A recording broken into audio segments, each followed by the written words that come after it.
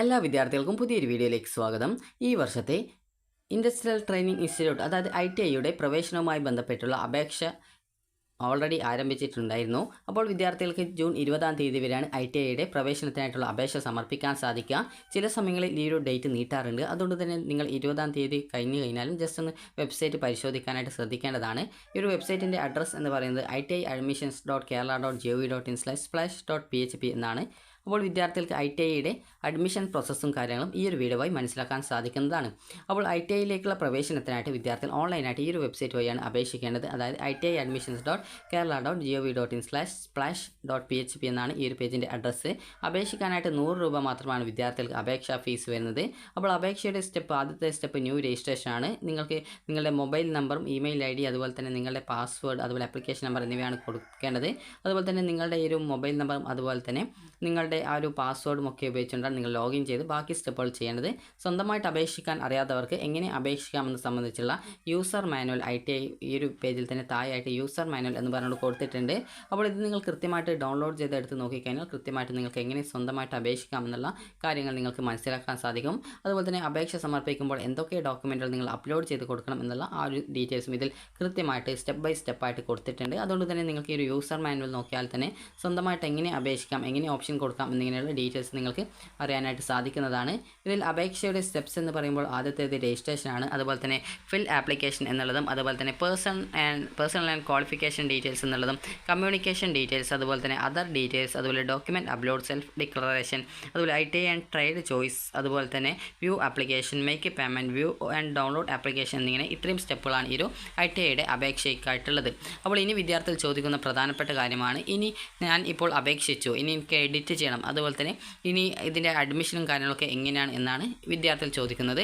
അപ്പോൾ ആദ്യം തന്നെ നിങ്ങൾ ശ്രദ്ധിക്കേണ്ടത്, ഇതിൽ നിങ്ങൾ രജിസ്ട്രേഷൻ ചെയ്യുമ്പോൾ കൊടുക്കുന്ന മൊബൈൽ നമ്പർ നിങ്ങൾക്ക് ഈ ഒരു അലോട്ട്മെൻറ്റ് പ്രോസസ്സ് കംപ്ലീറ്റ് ചെയ്യുന്നത് വരെ ആവശ്യമുള്ള മൊബൈൽ നമ്പറാണ്. കാരണം കോളേജുകളിൽ ഇൻ്റർവ്യൂ ഉണ്ടാകുന്ന സമയത്ത്, അതായത് കോളേജിൽ ITIകളിൽ ഇൻ്റർവ്യൂ ഉണ്ടാകുന്ന സമയത്ത് നിങ്ങൾ ആ ഒരു നമ്പറിലാണ് വിളിക്കുക. അതുപോലെ തന്നെ ആ ഒരു ഇമെയിലേക്കും നിങ്ങൾക്ക് ആ ഒരു മെയിൽ വരുന്നതായിരിക്കും. അപ്പോൾ ഇനി ഇതിൻ്റെ അഡ്മിഷൻ പ്രോസസ്സ് എങ്ങനെയാണെന്ന് പറയാം. നിങ്ങൾ ഓൺലൈനായിട്ട് രജിസ്ട്രേഷൻ ചെയ്ത ശേഷം ഒരു ജൂൺ 24-ാം തീയതിക്കുള്ളിൽ പോയിട്ട് തൊട്ടടുത്തുള്ള ഏതെങ്കിലും ഗവൺമെൻറ് ITIകളിൽ പോയിക്കൊണ്ട് നിങ്ങളുടെ ആപ്ലിക്കേഷൻ വെരിഫൈ ചെയ്യണം. അങ്ങനെ വെരിഫൈ ചെയ്താൽ മാത്രമാണ് നിങ്ങളുടെ അപേക്ഷ ഈ ഒരു അലോട്ട്മെൻറ്റിന് വേണ്ടി കൺസിഡർ ചെയ്യുള്ളൂ. അല്ല എങ്കിൽ അപേക്ഷ കൺസിഡർ ചെയ്യുന്നതല്ല. അപ്പോൾ ആദ്യം തന്നെ നിങ്ങൾ ചെയ്യേണ്ടത് ഓൺലൈനായിട്ട് ആപ്ലിക്കേഷൻ നൽകുക എന്നുള്ളതാണ്. അതായത് ആദ്യം തന്നെ നിങ്ങൾ ചെയ്യേണ്ടത് ഈ ഒരു ഓൺലൈനായിട്ട് ആപ്ലിക്കേഷൻ കൊടുക്കുക. അതായത് ഓൺലൈനായിട്ട് നിങ്ങൾ ഫോൺ വഴിയോ അല്ലെങ്കിൽ എങ്ങനെ വേണമെങ്കിലും അപേക്ഷിക്കാം. അപ്പോൾ ഓൺലൈനായിട്ട് അപേക്ഷ കൊടുത്ത ശേഷം ഫീ പേയ്മെൻറ്റ് ചെയ്യുന്നതോടുകൂടി, അത് ഫീ പേയ്മെൻറ്റ് കൺഫേം ചെയ്യുന്നതോടുകൂടിയാണ് നിങ്ങളുടെ ഓൺലൈൻ ആപ്ലിക്കേഷൻ കംപ്ലീറ്റ് ചെയ്യപ്പെടുന്നത്. അങ്ങനെ ഓൺലൈൻ ആപ്ലിക്കേഷൻ കംപ്ലീറ്റ് ചെയ്ത് കഴിഞ്ഞാൽ നിങ്ങൾ ചെയ്യേണ്ടത് ITIയിൽ പോയിക്കൊണ്ട് നിങ്ങളുടെ ആപ്ലിക്കേഷൻ വെരിഫൈ ചെയ്യുക എന്നുള്ളതാണ്. അപ്പോൾ ജൂൺ 24-ാം തീയതി വരെയാണ് ITIകളിൽ പോയിട്ട് നിങ്ങൾക്ക് നിങ്ങളുടെ ആപ്ലിക്കേഷൻ വെരിഫൈ ചെയ്യാനുള്ള അവസരം ഉണ്ടായിരിക്കുക. ചില സമയങ്ങളിൽ ഈ ഒരു ഡേറ്റ് നീട്ടാറുണ്ട്. അതുകൊണ്ട് തന്നെ നിങ്ങൾ ഈ ഒരു 24-ാം തീയതിക്ക് ശേഷം നിങ്ങൾക്ക് വെരിഫൈ ചെയ്യാൻ പറ്റിയിട്ടില്ലെങ്കിൽ നിങ്ങൾ കൃത്യമായിട്ട് വെബ്സൈറ്റ് പരിശോധിക്കുക. കാരണം ചില സമയങ്ങളിൽ ഈ ഒരു 24-ാം തീയതിക്ക് ശേഷം ചിലപ്പോൾ ഡേറ്റ് ഒക്കെ എക്സ്റ്റെൻഡ് ചെയ്ത് വെരിഫൈ ചെയ്യാനുള്ള സമയം നീട്ടാറുണ്ട്. അത് എല്ലാ വർഷവും ചെയ്യാറുണ്ട്.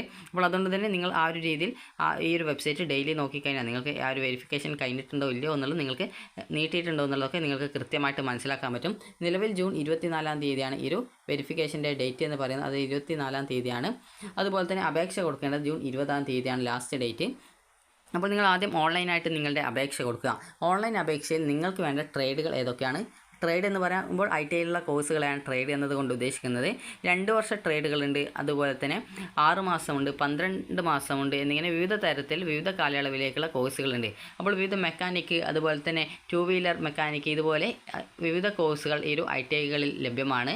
അപ്പോൾ നിങ്ങൾക്ക് ഏതൊക്കെ ITIകളിലേക്കാണോ നിങ്ങൾക്ക് താല്പര്യം, കേരളത്തിലെ 104 ITIകളിൽ നിങ്ങൾക്ക് ഏതൊക്കെ ITIകളിലേക്ക് അപേക്ഷിക്കണോ എല്ലാ ITIകളിലേക്കും നിങ്ങൾക്ക് വേണമെങ്കിൽ ഓപ്ഷനുകൾ കൊടുക്കാവുന്നതാണ്. എല്ലാ ITIകളിലുള്ള കോഴ്സുകളിലേക്ക് നിങ്ങൾക്ക് ഓപ്ഷനുകൾ നൽകാൻ സാധിക്കുന്നതാണ്. അപ്പോൾ നിങ്ങൾക്ക് ഓരോ ITIകളിലുമുള്ള കോഴ്സുകൾ എങ്ങനെ മനസ്സിലാക്കാമെന്ന് ചോദിച്ചാൽ ഈ ഒരു വെബ് പേജിൽ തന്നെ ഏറ്റവും താഴെയായിട്ട് കൊടുത്തിട്ടുണ്ട്. അതായത് ഗവൺമെൻറ് ITIs എന്ന് പറഞ്ഞിട്ട് കൊടുത്തിട്ടുണ്ട്. അപ്പോൾ അതിൽ ക്ലിക്ക് ചെയ്യുക. നിങ്ങൾക്ക് അടുത്തതായിട്ട് ഈ ഒരു പേജിലേക്ക് പോകുന്നതാണ്.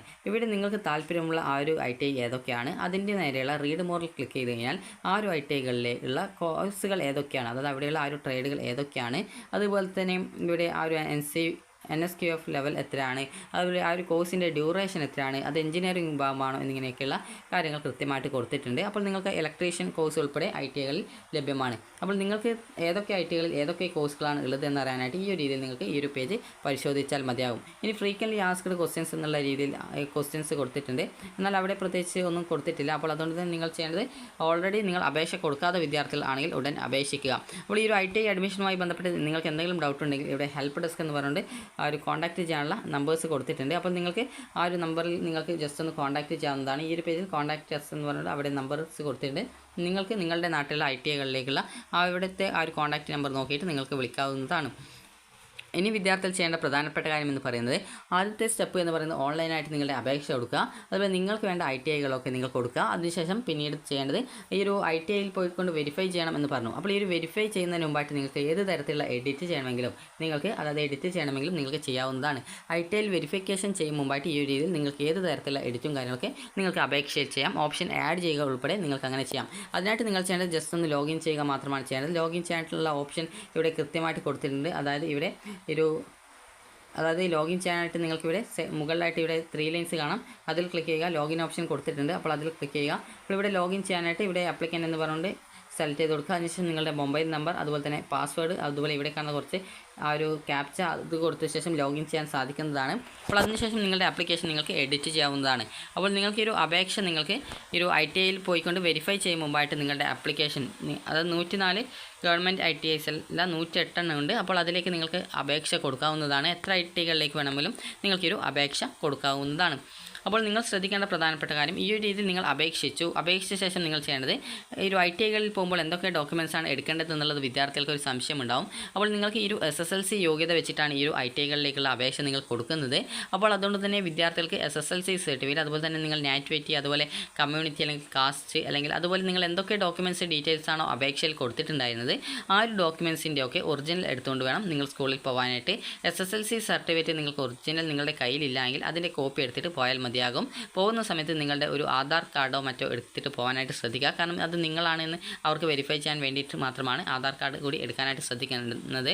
അപ്പോൾ അതിനുശേഷം നിങ്ങൾ ചെയ്യേണ്ട ആപ്ലിക്കേഷൻ്റെ പ്രിൻ്റ് ഔട്ടും അതുപോലെ അപേക്ഷയിൽ കൊടുത്ത എല്ലാവിധ ഡോക്യുമെൻറ്റ്സുകളും എടുത്തുകൊണ്ട് നിങ്ങൾ ITIകളിൽ പോവുക. നിങ്ങളുടെ തൊട്ടടുത്തുള്ള ഏതെങ്കിലും ഒരു ITIയിൽ പോയാൽ മതി. നിങ്ങൾ ഒന്നിലധികം ജില്ലകളിലൊക്കെ ഓപ്ഷൻ വെച്ചിട്ടുണ്ട് എങ്കിൽ കൂടി നിങ്ങൾക്ക് ഏതെങ്കിലും തൊട്ടടുത്തുള്ള ഏതെങ്കിലും ITIയിൽ ഗവൺമെൻറ് ITIയിൽ പോയിക്കൊണ്ട് നിങ്ങൾക്ക് നിങ്ങളുടെ ആപ്ലിക്കേഷൻ വെരിഫൈ ചെയ്യാവുന്നതാണ്.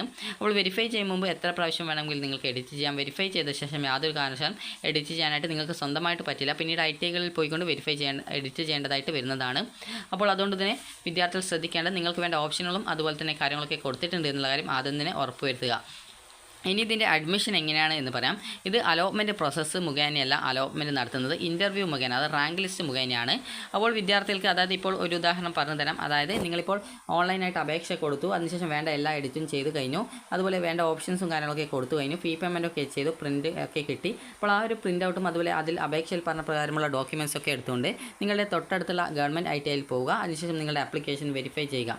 അപ്പോൾ അങ്ങനെ ആപ്ലിക്കേഷൻ വെരിഫൈ ചെയ്ത് കഴിഞ്ഞാൽ നിങ്ങളുടെ ആപ്ലിക്കേഷൻ ആക്സെപ്റ്റ് ചെയ്യപ്പെടും. അപ്പോൾ അങ്ങനെ ആക്സെപ്റ്റ് ചെയ്ത് കഴിഞ്ഞാൽ പിന്നീട് നിങ്ങൾ ചെയ്യേണ്ടത് ഇത്ര മാത്രമാണ്. ഈ ഒരു ITI വെബ്സൈറ്റിൽ നിങ്ങളുടെ റാങ്ക് ലിസ്റ്റ് പ്രസിദ്ധീകരിക്കും. അപ്പോൾ ഈ ഒരു റാങ്ക് ലിസ്റ്റ് പ്രസിദ്ധീകരിക്കുന്ന സമയത്ത് വിദ്യാർത്ഥികൾ ചെയ്യേണ്ടത് നിങ്ങളുടെ റാങ്ക് ലിസ്റ്റ് ജസ്റ്റ് ഒന്ന് പരിശോധിക്കുക. റാങ്ക് ലിസ്റ്റ് എന്ന് പറയുമ്പോൾ ഓരോ ITIകളിലേക്കും അപേക്ഷ സമർപ്പിച്ച ഓരോ വിവിധ ട്രേഡുകളിലേക്ക്, അതായത് വിവിധ കോഴ്സുകളിലേക്ക് അപേക്ഷ സമർപ്പിച്ച വിദ്യാർത്ഥികളുടെ വിവിധ കോഴ്സുകളുടെ അഡ്മിഷൻ സാധ്യത മനസ്സിലാക്കിയിട്ടുള്ള ഒരു സാധ്യതാ ലിസ്റ്റാണ് റാങ്ക് ലിസ്റ്റിലായിട്ട് പ്രസിദ്ധീകരിക്കുക. ചില സമയത്ത് നിങ്ങളുടെ പേര് അതിൽ ഉണ്ടാവില്ല, പിന്നീട് വരുന്ന ആ ഒരു റാങ്ക് ലിസ്റ്റിലൊക്കെ ആയിരിക്കും നിങ്ങളുടേത് ഉണ്ടാവുക. ചിലപ്പോൾ ഏതെങ്കിലും ITIകളിൽ നിങ്ങൾ അപേക്ഷിച്ചിട്ടുണ്ടെങ്കിൽ അതിലേതെങ്കിലും ഒക്കെ ആയിരിക്കും ആ ഒരു റാങ്ക് ലിസ്റ്റിലായിരിക്കും നിങ്ങളുടെ പേരുണ്ടാവുക. അപ്പോൾ അതിനുശേഷം നിങ്ങൾ ചെയ്യേണ്ട പ്രധാനപ്പെട്ട കാര്യം ആ റാങ്ക് ലിസ്റ്റ് പരിശോധിക്കുക. അതിനുശേഷം നിങ്ങളെ കോളേജിലെ ITIയിൽ നിന്നും ഈ ഒരു റാങ്ക് ലിസ്റ്റ് ബേസ് ആക്കിയിട്ട് നിങ്ങളെ ഇന്ന ദിവസം ആ ഒരു ITIയിൽ ഇൻ്റർവ്യൂവിന് ഹാജരാവണം. ഇന്ന കോഴ്സുകൾക്കാണ് വേക്കൻസി ഉള്ളത്.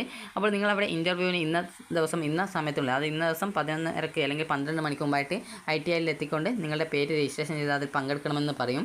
അപ്പോൾ നിങ്ങൾ ചെയ്യേണ്ടത് ഈ ഒരു അപേക്ഷ കൊടുക്കുന്ന സമയത്ത് നിങ്ങൾ എന്തൊക്കെ ഡോക്യുമെൻറ്റ്സ് ആണോ എടുത്തിട്ടുണ്ടായിരുന്നത് അതും എടുത്തുകൊണ്ട്, അതുപോലെ തന്നെ കുറച്ച് ഫീസും ആവശ്യമായിട്ട് വരും. അപ്പോൾ ഇത് ജസ്റ്റ് ഒരു 3000 രൂപയോളം കയ്യിൽ എടുക്കുക. അപ്പോൾ അതും എടുത്തുകൊണ്ട് നിങ്ങളുടെ പാരൻറ്റിനെയും കൂട്ടി നിങ്ങൾ ITIയിൽ പോവുക. അതുപോലെ പാരൻ്റ് ഇല്ലെങ്കിൽ നിങ്ങൾക്ക് സ്വന്തമായിട്ട്, അതായത് ഈ ഒരു പാരൻറ്റിനെ കൂട്ടണമെന്നൊന്നുമില്ല, കാരണം ഇതിന് ITIയിൽ അപേക്ഷിക്കാനായിട്ട് പ്രായപരിധിയൊന്നും ഇല്ല. അതുകൊണ്ട് തന്നെ എത്ര പ്രായമുള്ളവർക്കും ഇതിന് അപ്ലൈ ചെയ്യാനുള്ള സൗകര്യം ഉള്ളതുകൊണ്ട് തന്നെ ഈ ഒരു പാരൻസിനെ തന്നെ കൂട്ടിയിട്ട് പോകണമെന്ന് നിർബന്ധമൊന്നുമില്ല. അപ്പോൾ നിങ്ങൾക്ക് ഈ ഒരു നിലവിൽ നിങ്ങൾ +2 കഴിഞ്ഞ വിദ്യാർത്ഥികൾ ആണെങ്കിൽ, അല്ലെങ്കിൽ 10ാം ക്ലാസ് കഴിഞ്ഞ വിദ്യാർത്ഥികളാണെങ്കിൽ നിങ്ങളുടെ പാരൻറ്റിനെയും കൂട്ടി പോകുന്നതാണ് നല്ലത്. അപ്പോൾ നിങ്ങൾ പാരൻറ്റിനെയും കൂട്ടിയിട്ട് പോവുക. അതിനുശേഷം നിങ്ങൾക്ക് അവിടെ അത് ഇന്ന ദിവസം 12 മണിക്ക് മുമ്പായിട്ട് എത്തണമെന്ന് പറഞ്ഞിട്ടുണ്ടെങ്കിൽ അന്ന ദിവസം 12 മണിക്ക് മുമ്പായിട്ട് തന്നെ അവിടെ എത്തുക. അവിടെ പോയ ശേഷം നിങ്ങളുടെ പേര് ഓഫീസിൽ പോയിട്ട് രജിസ്റ്റർ ചെയ്യുക. രജിസ്റ്റർ ചെയ്ത് കഴിഞ്ഞാൽ അന്നേ ദിവസം വന്നിട്ടുള്ള വിദ്യാർത്ഥികളെ, അതായത് നിങ്ങൾ പേര് രജിസ്ട്രേഷൻ ചെയ്തതിൻ്റെ അടിസ്ഥാനത്തിലാണ് നിങ്ങളെ ആ ഒരു റാങ്ക് ലിസ്റ്റ് തയ്യാറാക്കുക. അപ്പോൾ ആ ഒരു റാങ്ക് ലിസ്റ്റ് അടിസ്ഥാനപ്പെടുത്തി നിങ്ങൾക്ക് ഏത് കോഴ്സിനാണോ വേക്കൻസി ഉള്ളത് അതിൽ ഏത് കോഴ്സിലാണ് നിങ്ങൾക്ക് അഡ്മിഷൻ എടുക്കാൻ താല്പര്യമെന്ന് ചോദിക്കും. അപ്പോൾ അതനുസരിച്ച് നിങ്ങൾക്ക് അഡ്മിഷൻ നേടാൻ സാധിക്കുന്നതായിരിക്കും. അപ്പോൾ ഈ രീതിയിലാണ് നിങ്ങൾക്ക് ഈ ഒരു ITIയുടെ അഡ്മിഷൻ ഉണ്ടായിരിക്കുക. അപ്പോൾ ഈ ഒരു റാങ്ക് ലിസ്റ്റ് എന്ന് പറഞ്ഞാൽ ആദ്യത്തെ റാങ്ക് ലിസ്റ്റിന് ശേഷം പിന്നീട് അഡ്മിഷൻ അവസാനിക്കൊന്നുമില്ല.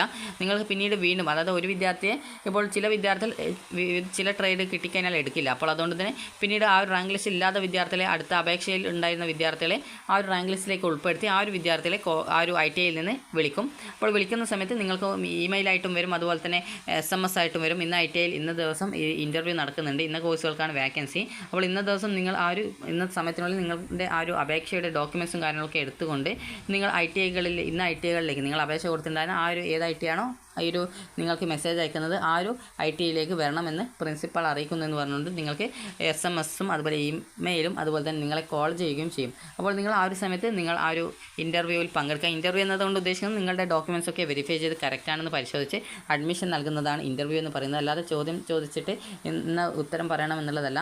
അപ്പോൾ ഇൻ്റർവ്യൂ എന്നത് ഇതിൽ ഉദ്ദേശിക്കുന്നത് നിങ്ങളുടെ ഡോക്യുമെൻറ്റ്സ് വെരിഫൈ ചെയ്യുക എന്നുള്ളത് മാത്രമാണ്. അപ്പോൾ നിങ്ങൾ ചെയ്യേണ്ടത് ആ ഒരു സമയത്ത് നിങ്ങൾ പോവുക. എപ്പോഴാണ് പോകാൻ പറഞ്ഞിട്ടുള്ളത് ആ ഒരു ദിവസം പോവുക, ആ ഒരു സമയത്തിന് മുമ്പായിട്ട് തന്നെ പോവുക. അതിനുശേഷം നിങ്ങൾക്ക് നിങ്ങളുടെ പേര് രജിസ്ട്രേഷൻ ചെയ്യുക. അതിനുശേഷം ആ ഒരു അലോട്ട്മെൻറ്റിൽ ആ ഒരു ഇൻ്റർവ്യൂവിൽ പങ്കെടുക്കുക. ഇൻ്റർവ്യൂ എന്ന് പറയുമ്പോൾ ജസ്റ്റ് നിങ്ങളുടെ ഡോക്യുമെൻറ്റ്സ് മാത്രം നോക്കുക എന്നുള്ളതാണ് ഉദ്ദേശിക്കുന്നുള്ളൂ. അപ്പോൾ അതിനുശേഷം നിങ്ങൾക്ക് അവിടെ ആ ഒരു അന്നത്തെ ദിവസം ഉച്ചയ്ക്ക് 12 മണിക്ക് ശേഷം നിങ്ങൾക്ക് അതിൻ്റെ റാങ്ക് ലിസ്റ്റ് തയ്യാറാക്കുകയും അതായത് അവിടെ അന്നത്തെ ദിവസം വന്നിട്ടുള്ള വിദ്യാർത്ഥികളുടെ ആ റാങ്ക് ലിസ്റ്റ് തയ്യാറാക്കുകയും അതിനുശേഷം നിങ്ങൾക്ക് അഡ്മിഷൻ തരികയുമാണ് ചെയ്യുക. അതിനുശേഷം നിങ്ങൾക്ക് അവിടെ ജോയിൻ ചെയ്യാവുന്നതാണ്. പിന്നീട് നിങ്ങൾക്ക് മറ്റൊരു ITIയിൽ വിളിക്കുകയാണെങ്കിൽ അവിടെ നിങ്ങൾക്ക് താല്പര്യമുള്ള കോഴ്സ് ഉണ്ടെങ്കിൽ നിങ്ങൾക്ക് അങ്ങനെ വേണമെങ്കിൽ അങ്ങോട്ടേക്ക് മാറുന്നതിനും സാധിക്കുന്നതായിരിക്കും. അതുപോലെ നിലവിലെ ITIയിൽ മറ്റൊരു കോഴ്സിൽ വേക്കൻസി ഉണ്ട്, അതിലേക്ക് നിങ്ങൾക്ക് മാറണമെന്നുണ്ടെങ്കിൽ അങ്ങനെയും നിങ്ങൾക്ക് മാറാനായിട്ട് സാധിക്കുന്നതാണ്. അപ്പോൾ ഇത്രയും മാത്രമാണ് ITIയിലേക്കുള്ള അഡ്മിഷൻ്റെ ആ ഒരു പ്രോസസ്സ് എന്ന് പറയുന്നത്. അപ്പോൾ ഇതിൽ അലോട്ട്മെൻ്റ് അല്ല ഉണ്ടാവുക, ഈ ഒരു ഇൻ്റർവ്യൂ ആണ്. ആ റാങ്ക് ലിസ്റ്റ് മുഖേന നിങ്ങളെ ITIയിൽ നിന്ന് വിളിക്കുകയാണ് ചെയ്യുക.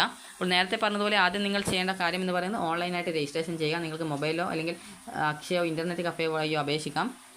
അതുപോലെ തന്നെ അതിനുശേഷം ITIയിൽ പോയിക്കൊണ്ട് നിങ്ങളുടെ ആപ്ലിക്കേഷൻ വെരിഫൈ ചെയ്യണം. ITIയിൽ പോയിക്കൊണ്ട് ആപ്ലിക്കേഷൻ വെരിഫൈ ചെയ്താൽ മാത്രമാണ് നിങ്ങളുടെ ആപ്ലിക്കേഷൻ കൺഫേം ആവത്തുള്ളൂ.